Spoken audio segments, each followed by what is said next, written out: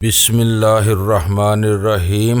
گمنام ہیرو کے معزز ناظرین السلام علیکم۔ آئیے چلتے ہیں کہانی کی طرف۔ ڈان نے یہ دونوں عروسی جوڑے تم دونوں کے لیے خاص طور پر تیار کروائے ہیں، وہ مسکراتے ہوئے بولی۔ تو کیا یہ ابھی پہننے ہوں گے؟ اس بار غزالہ نے سٹپٹا کر سوال کیا۔ سارا چند ثانیوں تک خاموش رہ کر ہماری پریشانی سے محظوظ ہوتی رہی، پھر اطمینان سے بولی، اب وقت نہیں رہا، تم لوگ تیار ہو کر سادہ کپڑے پہن لو، یہ دونوں جوڑے شام کو پہن لینا۔ وقت کو گولی مارو اور یہ بتاؤ کہ ڈان کی کیا خواہش ہے۔ میں نے بنا کر بستر چھوڑ دیا۔ تمہاری رائے پر عمل کر کے میں ڈان کو برہم کرنے کا خطرہ مول نہیں لے سکتا۔ میرا خیال ہے ڈان بھی یہی چاہتا ہے، سارا نے دھیمے سے کہا۔ وہ ہمارے اضطراب سے دل کھول کر لطف اندوز ہو رہی تھی۔ ڈان نے یہ کپڑے شام والی تقریب کے لیے بھجوائے ہیں، یہ کپڑے وارڈروب میں لٹکا دو، ہم بس ابھی تیار ہو جاتے ہیں، میں نے کہا۔ میں نے بستر سے اترتے ہوئے احتیاط سے کام لیا تھا، لیکن قالین پر کھڑا ہونے کے بعد میں نے محسوس کیا کہ پٹی کے ساتھ استعمال کی جانے والی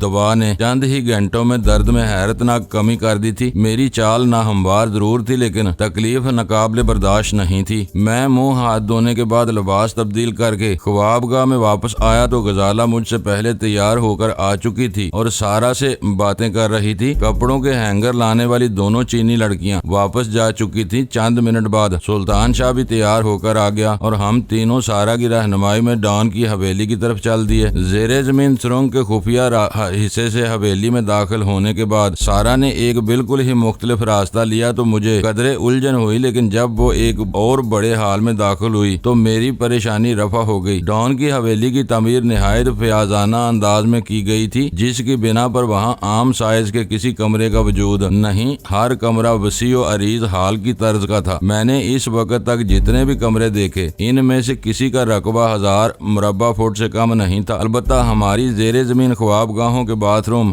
ضرور عام کمروں کے سائز کے تھے۔ وہ ہال اسی معیار کے مطابق مستطیل اور کافی لمبا تھا، جس میں لگی ہوئی مستطیل ٹیبل کے گرد 40 سے زیادہ کرسیاں کرینے سے رکھی ہوئی تھی۔ کرسیوں کے گرد پوش سے لے کر میز پوش تک ہر چیز سفید اور بے داغ تھی۔ میز پر تھوڑے تھوڑے فاصلے پر رکھے ہوئے گلدانوں میں تازہ سیاہ گلابی اور سرخ گلاب اپنی بہار دکھا رہے تھے۔ میز کے قریب سرے پر 8 افراد کے لیے ناشتے کے برتن اور لوازمات کرینے سے سجے ہوئے تھے۔ ہمارے اندر داخل ہوتے ہی سفید براق لباس اور گلابی اسکارف میں ملبوس ایک خوبصورت خادمہ مسکراتی ہوئی آئی اور اس نے نہایت پھرتی کے ساتھ ہمارے لیے 4 کرسیاں میز کے نیچے سے باہر نکال دی۔ سارا نے چینی زبان میں اس سے کچھ کہا اور وہ اندرونی دروازے سے گزر کر کہیں غائب ہو گئی۔ تم لوگوں کی کاہلی کی سزا تو یہ تھی کہ میں تمہیں ناشتے کے بغیر ڈان کے روبرو لے جاتی، سارا نے شگفتگی کے ساتھ کہا۔ لیکن یہ بدشگونی ہوتی کہ تمہاری ازدواجی زندگی کی ابتدا فاقے سے ہوتی، اس لیے میں تمہیں یہاں لے آئی۔ اب تم جلدی سے ناشتے سے فارغ ہو لو، ہم سب تہ دل سے تمہارے ممنون ہیں، میں نے طنزیہ لہجے میں کہا۔ غنیمت ہے کہ خدا نے رزق کی فراہمی اپنے ہاتھ میں رکھی ہے۔ اس نے یہ کام بھی اپنے بندوں کو سونپ دیا ہوتا تو آدھی سے زیادہ انسانی آبادی بھوکوں مر رہی ہوتی، کسی بھی کمزور کو زندہ رہنے کا حق ہی نہ ہوتا۔ تم لوگ ہر بات پر سنجیدہ ہو کر لڑنے پر تیار ہو جاتے ہو، سارا میری بات کاٹتے ہوئے بولی۔ میں رات والے واقعے کو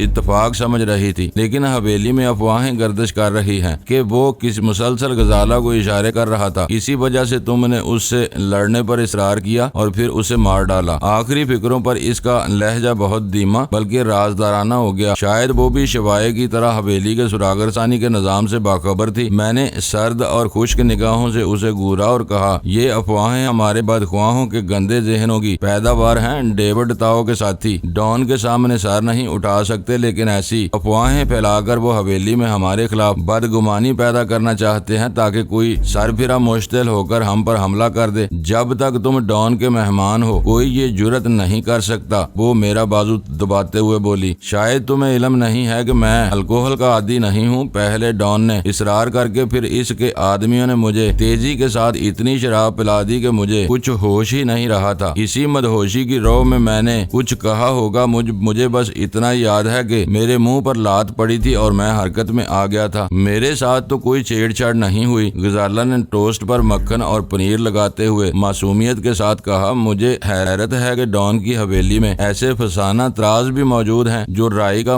وجود نہ ہونے کے باوجود پہاڑوں کی فصیل تخلیق کر لیتے ہیں، یہ سراسر الزام تراشی ہے۔ اسی وقت سفید پوش خادمہ باپ اڑاتی ہوئی خوشبودار چائے کی کیتلی لے آئی اور ہماری گفتگو کا سلسلہ اسی مقام پر منقطع ہو گیا۔ میز پر ناشتے کے لذیذ ترین لوازمات موجود تھے، جن میں منتخب پھولوں کے شہد اور تازہ پھلوں کے رس سے لے کر نایاب اور تازہ پھل تک موجود تھے، لیکن ہمارے پاس زیادہ وقت نہیں رہا تھا، اس لیے ہم تینوں نے عجلت میں اپنی شکم پوری کرنے کے بعد چائے کی پیالیاں سنبھال لیں۔ سگریٹ کے گہرے کش لیتے ہوئے میرا ذہن ڈان کی حویلی میں پائے جانے والے خوفناک ماحول سے لمحہ بے لمحہ بے نیاز ہوتا چلا گیا۔ میرے لیے وہ مبارک اور یادگار دن تھا کہ ڈان جیسا خطرناک اور مغلوب الغضب مجرم میرے اور غزالہ کے جبری نکاح کا بندوبست کرا رہا تھا۔ اس کی یہ شرط کہ غزالہ اس کی حویلی سے گئی تو میری بیوی بن کر جائے گی، ورنہ وہیں پڑے پڑے بوڑھی ہو جائے گی، عجیب ہی نہیں مزاح کا خیز بھی تھی۔ اس دن کی یادوں سے بھرپور لطف اٹھانے کے لیے میں نے اپنے ذہن کو آزاد چھوڑ دیا۔ ناشتے کے بعد ہمارا 4 نفری جلوس سارا کی رہنمائی میں اسی حال میں جا پہنچا جہاں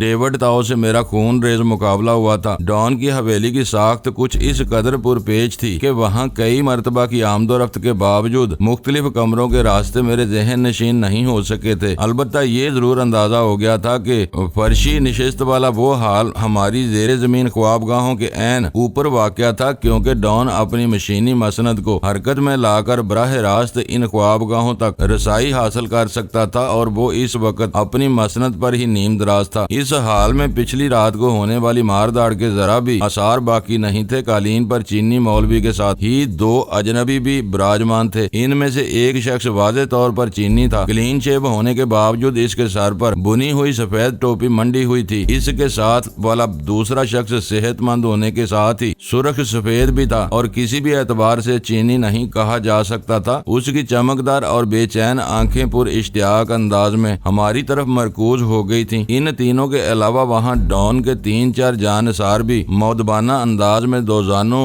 بیٹھے ہوئے تھے۔ وہ تینوں خبیث بدماش میرے لیے اجنبی نہیں تھے۔ ان میں سے ایک تو وہی گنجا چینی تھا جسے ڈان نے کینٹون سے ایک مسلمان گواہ پکڑ لانے کی ہدایت کی تھی، لیکن ان میں ڈیوڈ تاؤ کے ساتھیوں میں سے کوئی نہیں تھا۔ ڈان کی پشت پر 5 لڑکیاں ادب سے استادہ تھیں۔ ان میں سے 3 چینی اور 2 سفید فام تھیں۔ ان میں سے ایک جرمن اور دوسری اطالوی معلوم ہو رہی تھی۔ میرے اس قیاس کی بنیاد میرے اپنے مشاہدے پر تھی، کیونکہ جرمن لڑکی حسین اور سبک اندام ہونے کے باوجود دراز قد اور فربے ہی مائل تھی، جبکہ دوسری کے خد و خال اتنے تیکھے تھے کہ اس پر کسی اساطیری دیوی کا گمان ہوتا تھا۔ یہ ذکر ہی بے سود ہے کہ ڈان کی محفلوں کے آداب بے حجابی کے مطابق وہ 5 لڑکیاں لباس کے بدترین قحط کا شکار تھیں۔ اس کے باوجود بہت آسودہ اور مطمئن نظر آ رہی تھی۔ حال میں کہیں پھول نظر نہیں آ رہے تھے، لیکن فضا مختلف پھولوں کی ملی جلی اور تیز خوشبو سے مہک رہی تھی۔ ہمیں دیکھتے ہی ڈان نے ہٹلر کے سے آمرانہ انداز میں اپنا ایک ہاتھ فضا میں بلند کر کے ہمیں خوش آمدید کہا۔ آؤ، آج کا دن تم دونوں کے لیے ہے، ہم سب کی دعائیں اور نیک تمنائیں تمہارے ساتھ ہیں۔ ڈان کے اس مشرقی انداز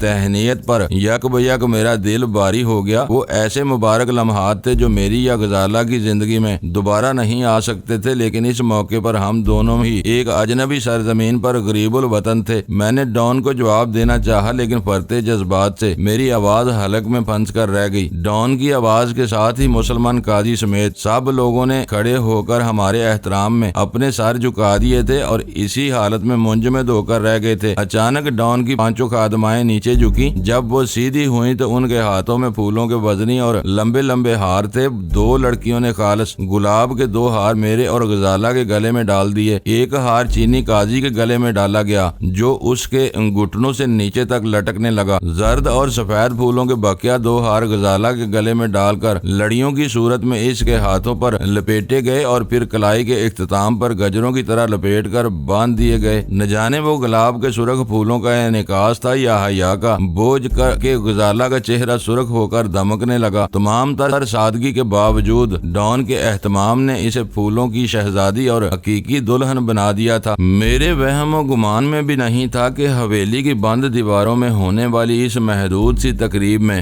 ڈان اس قدر رنگ بھر دے گا۔ وہ بدماش اور شی کا آئی مین ہونے کے باوجود صاحب دل تھا اور اپنے خیر خواہوں کی خوشیوں کو 4 چاند لگانے کے فن سے خوب واقف تھا۔ ہمارے نکاح کے لیے اس نے مشرق کی ہر روایت کا دھیان رکھا تھا۔ ہمیں ہاروں اور پھولوں سے لادنے کے بعد ڈان کی خادمائیں واپس اپنی جگہوں پر چلی گئیں۔ تم دونوں یہیں میرے پاس آ جاؤ۔ ڈان نے حسب عادت اپنی لٹکتی ہوئی پتلی پتلی مونچھوں مونچھوں کو مروڑتے ہوئے کہا، میں نے اس کی ہدایت کی تعمیل میں فوراً پیش قدمی کرنی چاہی، لیکن ٹھٹک کر رک گیا کیونکہ غزالہ کے لیے بڑھنا دوبر ہو رہا تھا۔ میں نے اسے اپنے ہاتھ کا سہارا دیا اور دھیمے دھیمے ڈان کی مسند پر پہنچ گیا۔ ڈان جو اپنی مسند پر لگے ہوئے بڑے بڑے گاؤ تکیوں کے سہارے نیم دراز تھا، فوراً سیدھا ہو کر بیٹھ گیا۔ اس نے بزرگانہ انداز میں غزالہ کے سر پر ہاتھ رکھا اور اسے اپنی داہنی جانب بٹھا لیا۔ پھر اس نے میرا داہنا ہاتھ تھام لیا، مجھے اپنے بائیں جانب بٹھا لیا۔ اس وقت ڈان کا رویہ ہر اعتبار سے باوقار تھا، بس ایک ہی بات اس وقار کے منافی تھی کہ اس کے سامنے کسی سفید شراب سے بھرا ہوا بلور کا نیلگوں گلاس رکھا ہوا تھا۔ یہ چوسین ہے، ڈان نے قاضی کے برابر میں کھڑے ہوئے سرخ و سفید شخص کی طرف اشارہ کرتے ہوئے مجھے آگاہ کیا۔ ڈان کی زبان سے تعارفی کلمات ادا ہوتے ہی چوسین اپنے سر کو بار بار تعظیمی انداز میں خم دیتا ہوا تیزی سے مسند پر آیا، جیسے ڈان کے وہ الفاظ اس کے لیے پیش قدمی کے حکم کا درجہ رکھتے ہوں۔ اس نے آتے ہی تپاک کے ساتھ مجھ سے ہاتھ ملایا اور شستہ انگریزی میں بولا، ڈان تمہاری ہمت اور مردانگی کا اس قدر معترف ہے کہ مجھے تم سے ملنے کا اشتیاق ہو گیا تھا۔ میرا نام چوسین ہے اور میں ایرانی ہوں۔ اس کی زبان سے آخری فقرہ مجھے بہت عجیب محسوس ہوا اور میں نے کہا، مکاؤ میں رہنے بسنے کے بعد تم بھی اپنے آپ کو حسین کی بجائے چوسین کہنے لگے ہو؟ اس وقت تک میرا جذباتی ابال دب چکا تھا، دن رات اسی نام سے پکارا جاتا ہوں۔ ڈان کے احترام کی وجہ سے اس نے ہنسنے کے بجائے صرف مسکرانے پر اکتفا کرتے ہوئے کہا، اب تو میں خود اپنے اصل نام کو اس حد تک فراموش کر چکا ہوں کہ کوئی مجھے حسین کہے تو میں لاشعوری طور پر اس خطاب کو نظر انداز کر دیتا ہوں۔ اور دوسرا لطیفہ سنو۔ ڈان اپنے بلوری گلاس سے ایک گھونٹ لے کر بولا، میں نے تمہاری شادی کا دوسرا گواہ فراہم کرنے کے لیے کل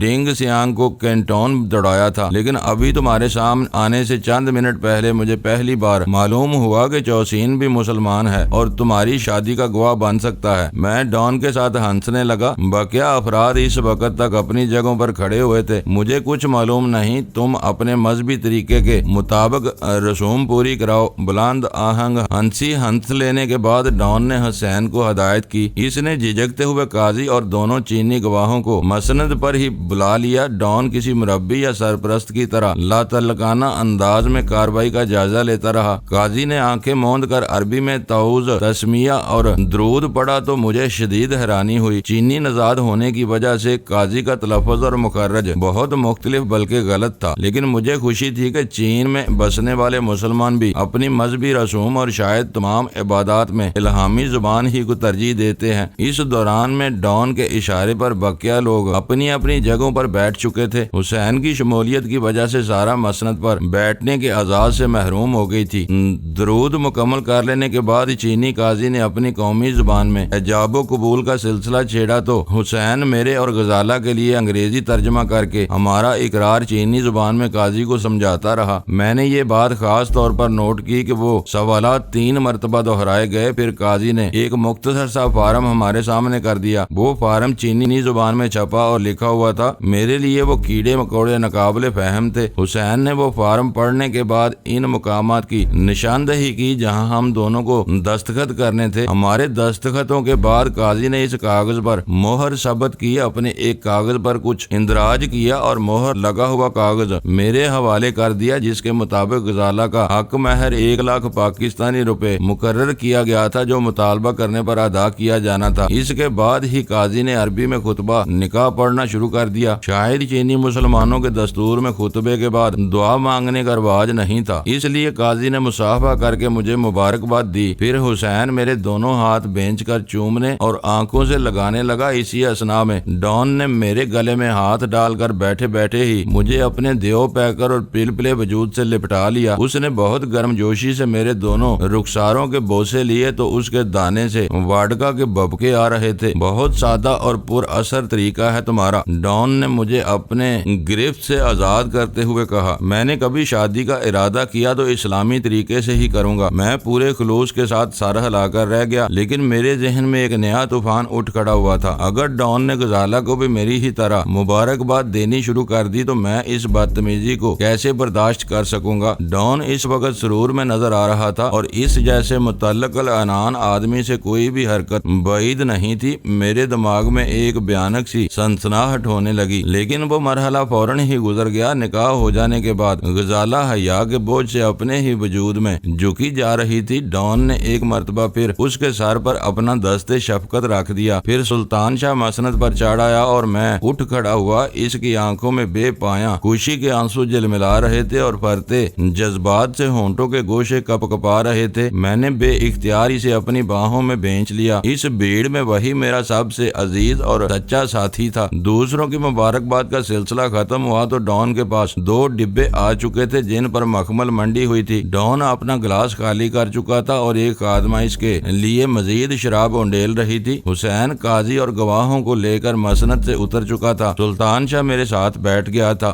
ڈان نے بڑا ڈبہ غزالہ کو دے دیا۔ غزالہ نے اس کا ڈھکن کھولا تو میری نگاہیں خیرہ ہو گئیں۔ وہ جڑاؤ ہیروں کا ایک وزنی سیٹ تھا۔ چھوٹا ڈبہ میرے حصے میں آیا۔ اس میں سٹیزن کی طلائی ریسٹ واچ موجود تھی جس کے ڈائل پر ہندسوں کی جگہ بے داغ ہیرے جڑے ہوئے تھے۔ وہ دونوں تحائف لاکھوں سے کم مالیت کے نہیں تھے۔ میرے دل میں ڈان کے لیے عزت و عظمت کا ایک نیا مقام پیدا ہو گیا۔ ڈان کی ان تمام ضیافتوں اور عزت افزائیوں نے میرے ذہن میں ایک انقلاب سا برپا کر دیا اور میں دل ہی دل میں خود کو ملامت کرنے لگا۔ میں نے ڈان کی دوستی کا جواب کھلی مکاری سے دیا تھا۔ شوائے میری دباؤ کی وجہ سے خودکشی کر بیٹھی تھی۔ ڈیوڈ میرے انتقام کا نشانہ بن چکا تھا اور پھر ڈان کے بچپن کے دوست نیشی کاؤ کی باری آنے والی تھی۔ میرا دل چاہا کہ میں ڈان کے سامنے اپنی خطاؤں کا اعتراف کر کے اس سے معافی مانگ لوں، لیکن جلد ہی میری خود غرضی ضمیر کی اس آواز پر غالب آ گئی۔ جہاں تک ڈان نیشی کاؤ کا تعلق تھا تو وہ مارنے یا مر جانے والا معاملہ تھا۔ قدرت کی ستم ظریفیوں نے جو صورتحال پیدا کر دی تھی، اس میں ہم دونوں کے بیک وقت زندہ رہنے کا سرے سے کوئی امکان ہی نہیں تھا۔ میں اسے چھوڑ دیتا تو وہ مجھے ڈان ہی کے ہاتھوں مروا دیتا۔ چلو میں تمہیں تمہارے کمرے میں پہنچا دوں۔ ڈان نے چوسین کو کچھ ہدایت دینے کے بعد مجھ سے کہا، تم لوگوں نے رات کو بھی آرام نہیں کیا، شام کو میں تمہیں تازہ دم دیکھنا چاہتا ہوں۔ 6 بجے چوسین تمہیں بگی میں بٹھا کر تقریب میں لے جائے گا۔ ڈان، میں نے آہستگی سے کہا، میں ڈیوڈ کی ہلاکت پر شرمندہ ہوں۔ جو کچھ ہوا اس میں میرے کسی ارادے کا کوئی دخل نہیں تھا، اسے بھول جاؤ۔ ڈان نے سرد اور سپاٹ لہجے میں کہا، میں جن باتوں کا ذکر نہیں کرتا ان کا یاد دلایا جانا بھی پسند نہیں کرتا۔ آج تمہاری شادی اور خوشی کا دن ہے، اسے اسی طرح گزرنے دو۔ تلخیوں کا ذکر کر کے میرا موڈ خراب مت کرو۔ ایک لڑکی ہمارے جوتے لے کر ڈان کی مسند پر آ گئی۔ ڈان نے اپنی جیب سے ایک سیاہ ڈبیا نکال کر اس کا سرخ بٹن دبایا اور کسی ریموٹ کنٹرول نظام کے تحت اس کی مسند آہستگی کے ساتھ فرش میں دھنس کر ایک کنویں میں اترنے لگی۔ ہمارے لیے وہ تجربہ نیا نہیں تھا۔ زیر زمین منزل پر پہنچ کر وہ مسند غیر محسوس انداز میں رک گئی۔ فی الحال خدا حافظ، اب شام کو 6 بجے ملاقات ہوگی۔ ڈان نے ہمیں اترنے کا اشارہ دیا۔ ہم اپنے جوتے سنبھال کر مسند سے اترے اور